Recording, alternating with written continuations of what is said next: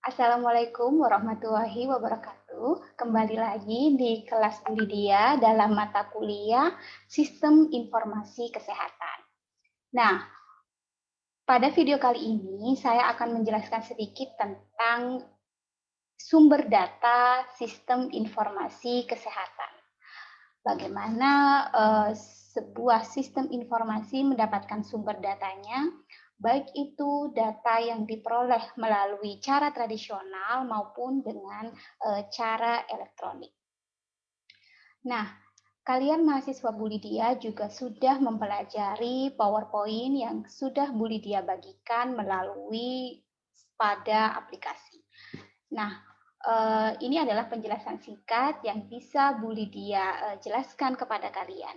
Jika ada pertanyaan, silahkan ketik di kolom komentar di bawah ini atau melalui forum di Spada, atau kalian juga bisa memberikan pertanyaan melalui grup WhatsApp di kelas Sistem Informasi Kesehatan. Baik, ini adalah penjelasannya.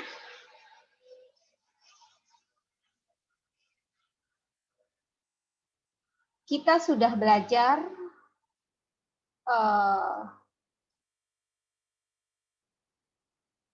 Oke. Saya share screen dulu ya.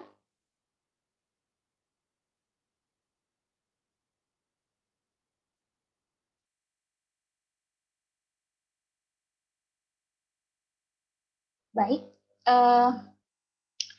kita kemarin sudah belajar tentang apa itu sistem informasi kesehatan, kemudian bagaimana sistem informasi kesehatan nasional, bagaimana sistem informasi kesehatan di rumah sakit, maupun bagaimana konsep dasar tentang sistem informasi kesehatan di puskesmas. Nah, sekarang pertanyaannya, dari manakah kemudian puskesmas itu memperoleh data informasi, kemudian dari mana rumah sakit kemudian memperoleh data informasi, dan bagaimana kemudian data dan informasi dari setiap puskesmas, setiap rumah sakit di Indonesia bisa ada di Kemenkes atau di Dinas Kesehatan dan lain sebagainya. Maka tentu Dinas Kesehatan atau Kementerian Kesehatan memperoleh sumber data sistem informasi kesehatannya dia dari bagian-bagian yang berada di bawahnya. Bagaimana sumber data yang mereka peroleh? Hari ini kita akan belajar tentang konsep dasar terlebih dahulu, bagaimana sumber data sistem informasi kesehatan nasional bisa diperoleh. Oke. Nah, jaringan sistem informasi kesehatan nasional itu merupakan sebuah koneksi jaringan virtual, sistem informasi kesehatan elektronik yang dikelola oleh Kementerian Kesehatan dan hanya bisa diakses apabila telah dihubungkan. Nah, kemarin kita juga sudah bisa belajar tentang bahwa sistem informasi kesehatan ini terintegrasi, baik dari sektor kesehatan, berbagai sektor kesehatan, misalnya kebidanan, kesehatan masyarakat, keperawatan, dan lain sebagainya, maupun lintas sektor. Dan sekarang ini dengan cepatnya sistem informasi di Indonesia dan di seluruh dunia, akses terhadap informasi kesehatan bisa diperoleh dengan mudah melalui internet. Kalian bisa membayangkan sekarang hanya dengan mengetik di bawah Google, kalian sudah bisa mendapatkan misalnya nih, misalnya kalian juga sudah bisa dengan mudah mendapatkan data-data seperti misalnya laporan rutin dari puskesmas per tahun, atau misalnya data-data seperti kalian bisa melihat profil kesehatan Indonesia, profil kesehatan puskesmas, profil kesehatan Kabupaten Bangkalan misalnya, profil kesehatan per kabupaten, itu secara gamblang sudah bisa diakses dengan kalian. Nah, tapi tentu tidak semua sistem informasi kesehatan ini bisa diakses oleh seluruh halayak. Ada beberapa mungkin yang memang disimpan oleh Kementerian Kesehatan sendiri. Nah, jaringan sistem kesehatan nasional, informasi kesehatan nasional, jadi merupakan infrastruktur jaringan komunikasi data terintegrasi. Nah, saya sudah jelaskan tadi ya, dengan menggunakan WAN dan juga LAN. Jadi Kalian bisa mengakses sistem informasi kesehatan itu dimanapun dan kapanpun itu. Oke, nah dewasa ini kebutuhan terhadap data atau informasi yang akurat itu dia makin meningkat. Nah, akan tetapi sayangnya sistem informasi saat ini memang masih belum optimal dalam menghasilkan data yang akurat, lengkap, dan tepat waktu. Seperti misalnya, kadang-kadang nih kalau misalnya diminta skripsi ya, kita diminta data terbaru misalnya. Tapi ternyata profil kesehatan di suatu daerah, misalnya sekarang 2020, yang harusnya setiap tahun ada gitu ya, kita mencari yang 2020 aja itu susah. Nah, kadang-kadang masih seperti itu, tapi masih di yang lampau, misalnya baru ada yang terbaru, misalnya profil kesehatannya, misal di Kabupaten Gresik ya, yang di internet baru ada pada tahun 2019, 2020-nya nggak ada. Sedangkan kita membutuhkan data yang terbaru. Kadang-kadang itu juga masih susah untuk dilakukan. Kemudian itu di lingkup yang besar ya misalnya. Nah, di lingkup yang kecil kadang-kadang kita juga kebutuhan tentang data dan informasi itu juga sangat minim. Misalnya kita pergi ke rumah sakit, misalnya kita kadang-kadang tidak tahu data atau informasi kesehatan milik kita. Artinya untuk mengakses itu juga agak-agak susah. Karena kadang-kadang perawat atau bidan atau para analis itu, analis rekam medik kurang menjelaskan secara detail kepada pasien tentang data-data si pasien yang bersangkutan. Kadang-kadang gitu. Nah, kadang pula sering terjadi redundan data atau duplikasi kegiatan, dan selain itu kualitas data yang dikumpulkan juga masih rendah. Nah, bahkan ada data yang tidak sesuai dengan kebutuhan. Kayak gitu juga sering. Jadi kadang-kadang kita membutuhkan data yang lebih akurat misalnya, itu masih kurang bisa ditemukan, masih susah untuk diakses. Nah, kadang-kadang juga, ini lagi ya yang digaris di cetak merah, ketepatan waktu laporan. Nah, saya tadi sudah menjelaskan secara detail. Kemudian sistem umpan balik dari data tersebut juga tidak berjalan optimal. Nah, kemudian pemanfaatan data atau informasi di tingkat daerah, misalnya di kabupaten atau kota untuk advokasi, untuk perencanaan program, untuk monitoring dan manajemen juga masih rendah dan tidak efisien penggunaan sumber dayanya. Itu yang kadang-kadang masalah-masalah yang sering terjadi dalam sistem informasi kesehatan. Baik, mengapa hal tersebut terjadi? Itu karena adanya overlapping kegiatan dalam pengumpulan data dan pengolahan data di setiap unit kerja di tingkat pusat maupun di tingkat daerah. Selain itu, kegiatan pengelolaan data dan informasi masih belum optimal dalam melakukan integrasi dan terkoordinasi dengan baik. Hal tersebut merupakan masalah-masalah yang dihadapi oleh sistem informasi kesehatan yang saat ini dan perlu dilakukan upaya perbaikan. Nah, ada satu lagi yang mungkin sering terjadi, data antara yang sumber yang satu dengan sumber yang lain kadang berbeda. Oh, misalnya WHO Indonesia mengatakan data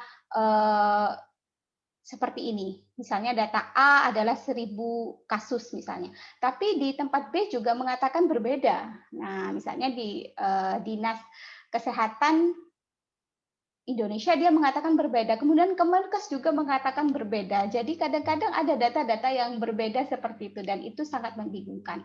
Maka dari itu sebenarnya perlu dilakukan integrasi secara maksimal agar tidak terjadi kebingungan dalam mengakses sumber data informasi kesehatan Indonesia.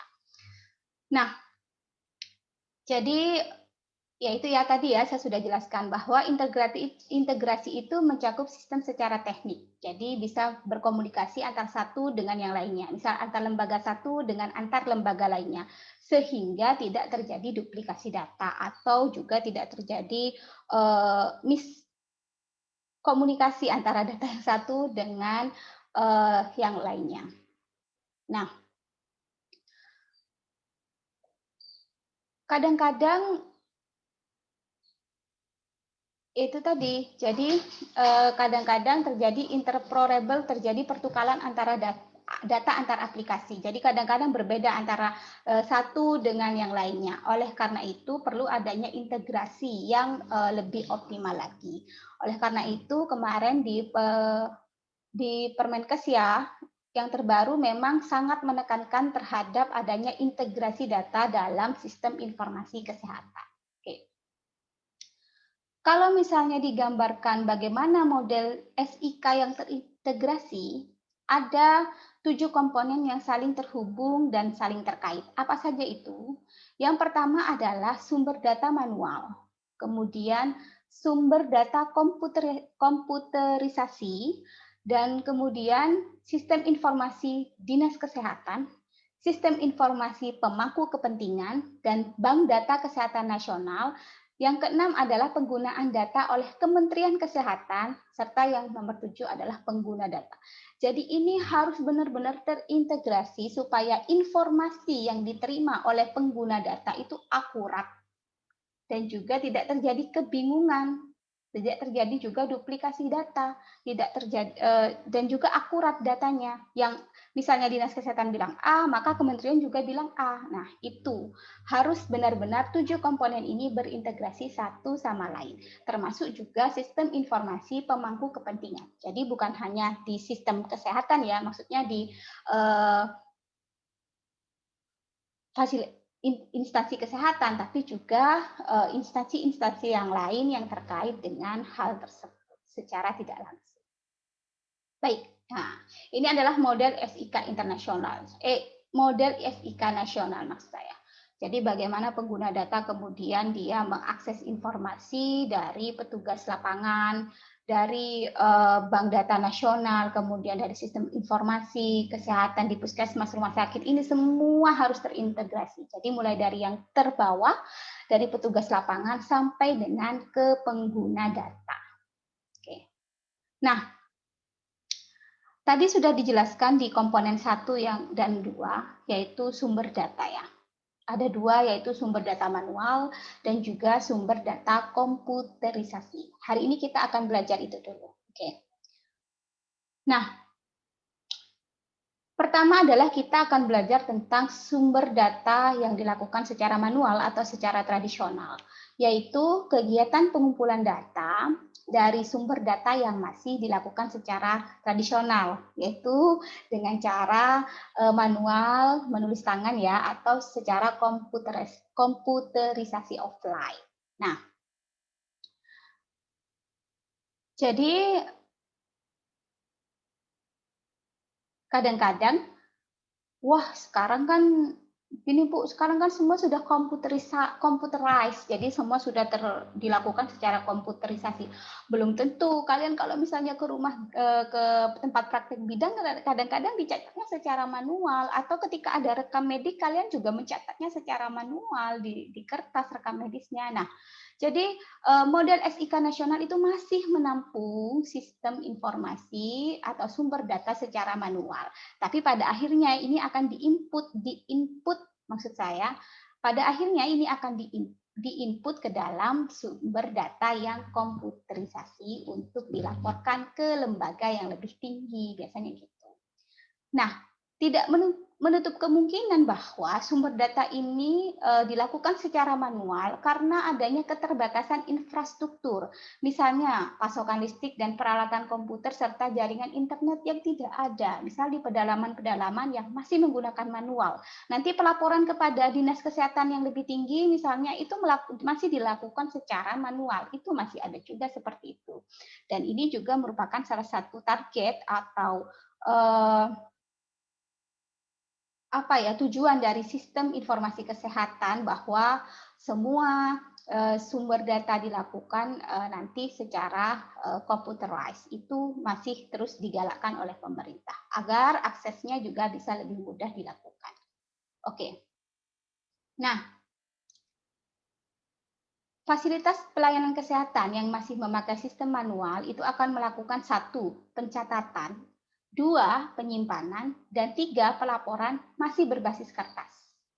Nah, kemudian laporan tersebut dikirimkan dalam bentuk kertas juga atau hard copy berupa data rekapan atau agregat ke Dinas Kesehatan Kabupaten Kota. Nah, Kemudian fasilitas pelayanan kesehatan dengan komputerisasi offline. Jadi nanti ketika sudah dikirimkan ke dinas kesehatan, nah laporannya itu dicatat melalui komputerized ya, tapi offline. Nah kemudian laporan tersebut dari misalnya dinas kesehatan dikirimkan ke dalam bentuk soft copy berupa data individual dinas kesehatan ke dinas kesehatan kabupaten atau kota. Jadi gitu ya. Jadi saya ulangi lagi. Jadi kalau memang dia secara manual, secara computerized juga, tapi biasanya secara offline. Yang pertama adalah pencatatan, pelaporan, penyimpanan data misalnya rekam medis pasien dilakukan dengan menggunakan manual. Kemudian laporan tersebut dikumpulkan riwayat pasien, kemudian informasinya diambil dalam bentuk hard copy. Data rekapannya kemudian dikirim ke dinas kabupaten atau kota. Dan dinas kabupaten kota juga melakukan pencatatan melalui komputerisasi offline. Jadi data itu misalnya disimpan di dalam Excel atau ke dalam Microsoft Word untuk kemudian dikirim kepada dinas kesehatan kabupaten kota, atau tadi dari dinas kesehatan kabupaten kota dikirimkan kemudian ke yang lebih tinggi, misalnya ke Jawa Timur atau bagaimana. Nah,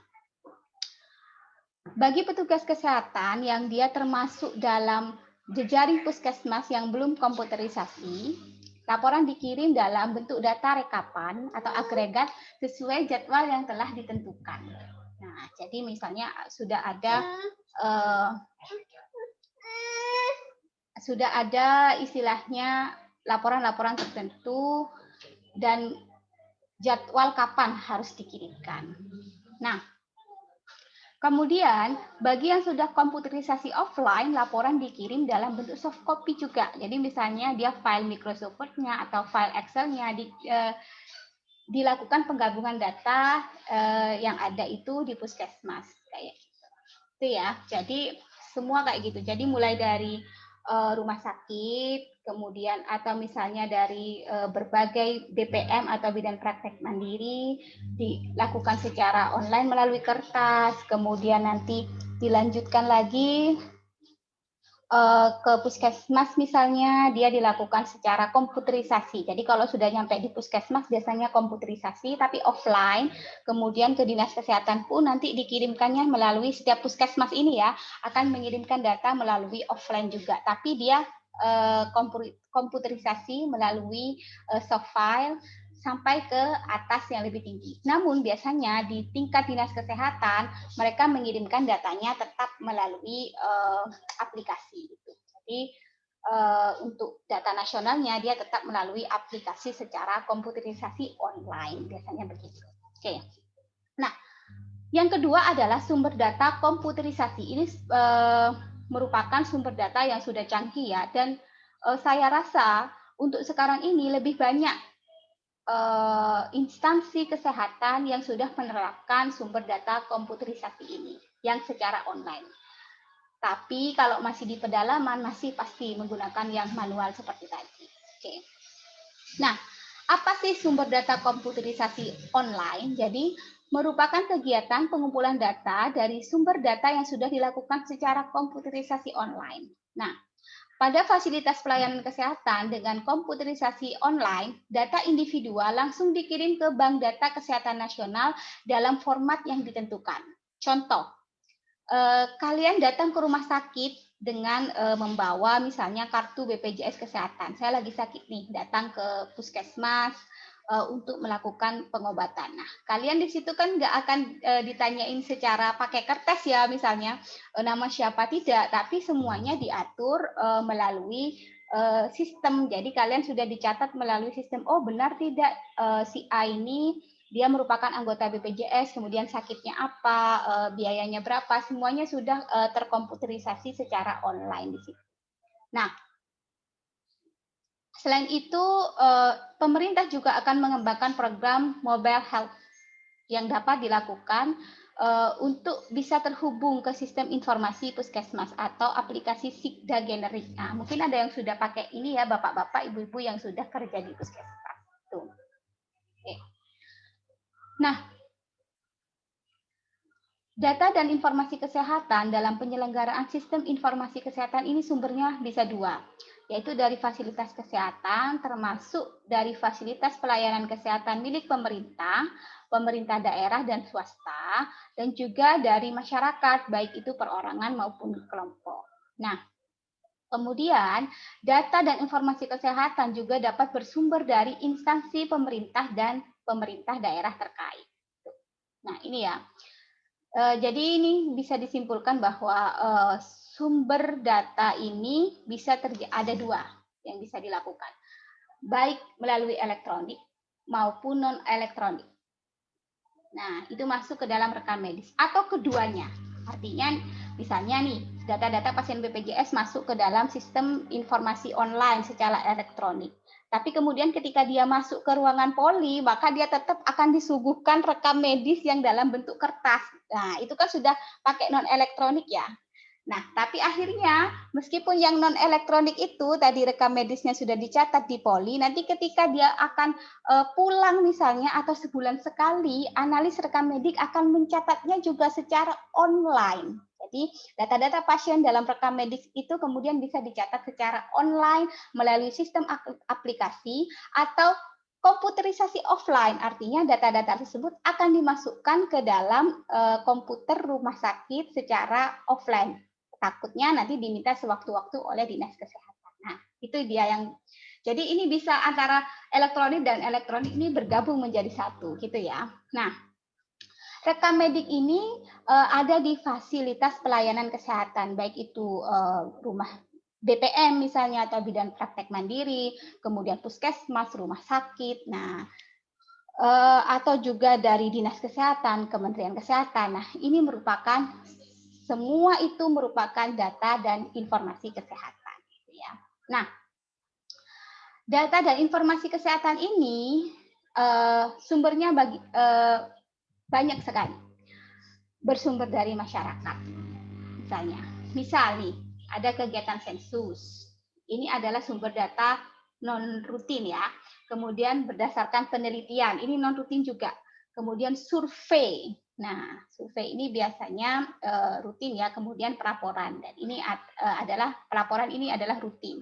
Kemudian dan atau cara lain.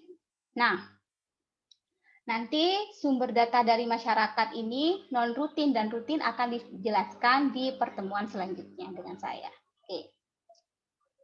Oke, ini ya gambarannya. Pengumpulan data sistem informasi kesehatan dilaksanakan melalui kegiatan 1. Pelayanan kesehatan rutin atau berkala oleh tenaga kesehatan yang berwenang. Kemudian penyelenggaraan rekam medis, meliputi rekam medis elektronik dan rekam medis non-elektronik. Kemudian melalui surveillance kesehatan. Kemudian melalui sensus dan survei. Kemudian bisa dilakukan melalui penelitian dan pengembangan kesehatan.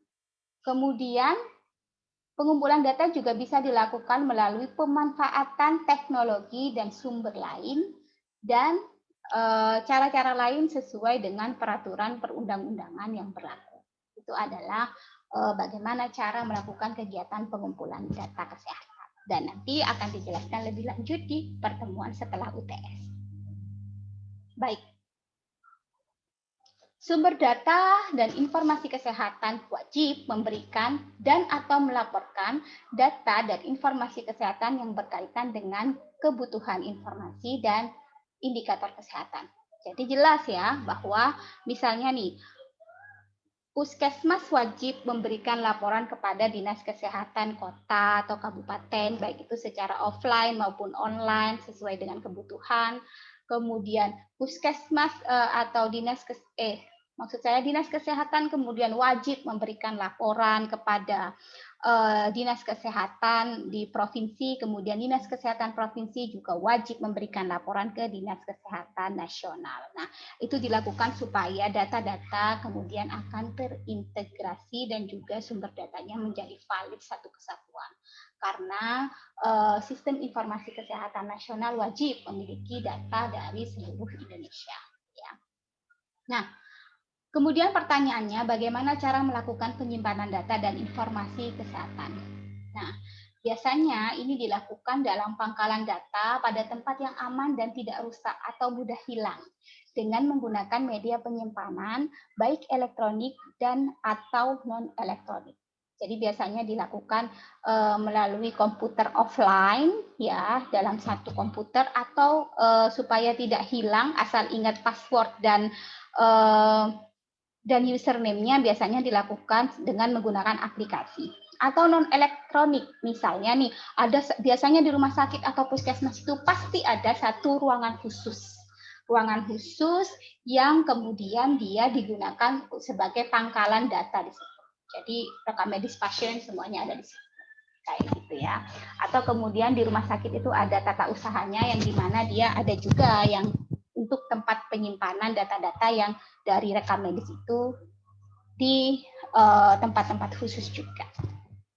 Bu, bagaimana dengan data rekam medis pasien yang sudah lampau gitu ya? Masa semuanya disimpan misalnya dari tahun 1900 sekian sampai sekian? Tidak, biasanya sebesar 5 tahun sekali itu akan dimusnahkan atau misalnya disimpan lagi di tempat yang berbeda ya dengan yang data-data terbaru. Tapi harus terlebih dahulu dimasukkan ke dalam komputer yang secara offline. Itu biasanya seperti itu kalau data-data di puskesmas. Oh, maksud saya paling singkat 10 tahun ya, bukan 5 tahun. Jadi 10 tahun paling singkat dalam masa 10 tahun untuk data dan informasi kesehatan non elektronik. Nah, jadi kalau 10 tahun dan kalau misalnya untuk data-data elektronik itu paling singkat 25 tahun. Diarsipkan. Nah, itu disimpan atau diarsipkan tadi, bukan dimusnahkan ya. Mohon maaf saya salah. Oke. Lanjut. Nah, penyimpanan data kesehatan itu dapat dilakukan dengan menggunakan jasa atau fasilitas milik pihak lain dalam negeri dengan ketentuan pemilik data dan informasi kesehatan yang disimpan tersebut tidak dapat melepaskan tanggung jawab atas kerahasiaan informasi. Kemudian juga wajib menyampaikan laporan kepada penyimpan data dan informasi kesehatan tersebut kepada Menteri Kesehatan. Kemudian harus dilakukan sesuai dengan ketentuan perundang-undangan terkait aksesibilitas arsip yang berlaku. Oke, itu ya. Contohnya kayak gini. Jadi catatan medik atau rekam medis kesehatan itu misalnya dia dimanfaatkan untuk analisis atau penelitian evaluasi terhadap kualitas pelayanan yang telah diberikan kepada pasien misalnya. Jadi ada tahap pengisian misalnya dari retrieval, distribusi, assembling, coding sampai filling, kemudian dimasukkan ke dalam manual atau Excel, kemudian dilakukan pelaporan, tapi tidak boleh pelaporannya itu terhambat atau kurang koordinasi dan lain sebagainya. Itu ya. Nah, terima kasih atas perhatiannya. Saya punya quotes dari Depkes RI pada tahun 1989 yang isinya gini. Data salah menghasilkan informasi yang salah. Informasi yang salah juga mengakibatkan perencanaan yang salah. Perencanaan yang salah akan mengakibatkan penanggulangan yang salah. Berarti data salah mengakibatkan pemborosan biaya, tenaga, sarana, dan waktu. Oleh karena itu, upayakan agar kesalahan data dapat sekecil mungkin. Jadi, ini bagi bapak-bapak, ibu-ibu, dan adik-adik mahasiswa, bapak-bapak, ibu-ibu Bu Lydia yang sedang bekerja saat ini, atau adik-adik mahasiswa yang kelak akan bekerja, untuk selalu ingat bahwa tulislah data yang memang benar-benar ada dan sesuai dengan kondisi pasien. Jadi jangan sampai data dan informasi yang kita berikan salah karena itu bisa berdampak baik pada diri sendiri maupun pada pasien yang bersangkutan atau bahkan dampaknya bisa terjadi secara nasional. Seperti itu. Kurang lebihnya saya mohon maaf atas segala kesalahan dalam penjelasan saya kali ini. Semoga bermanfaat dan semoga kita semua selalu dalam keadaan sehat walafiat. Wassalamualaikum warahmatullahi wabarakatuh.